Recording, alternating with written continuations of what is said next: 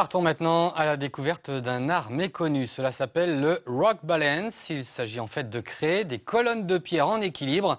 Vous allez le voir, c'est bluffant. Et Maxime Van Oudendik et Marc Lasbarrer, nos journalistes, vous le garantissent, c'est sans trucage.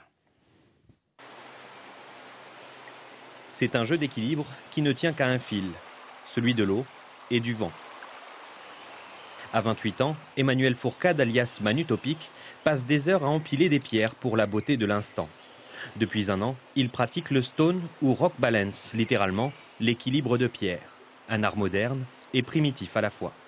Il y a le côté très technique forcément, puisque avec la pratique on arrive à avoir des équilibres de plus en plus improbables, à repousser les points de contact, à les amoindrir le plus possible. Et après il y a aussi le côté nature, le côté prendre du temps avec la nature.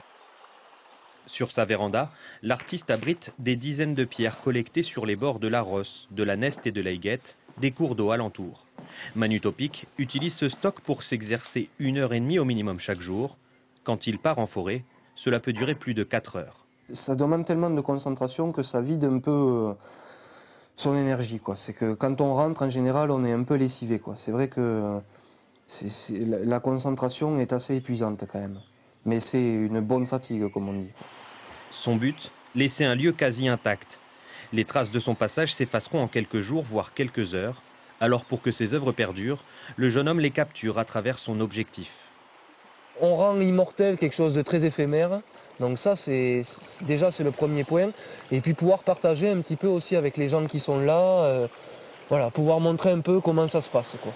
En avril, il a pu exposer ses clichés pour la première fois à Cap-Verne-les-Bains. En octobre prochain, il devrait partager ses créations à la Barthe de Neste afin de faire vivre le souvenir de ses œuvres destinées à disparaître.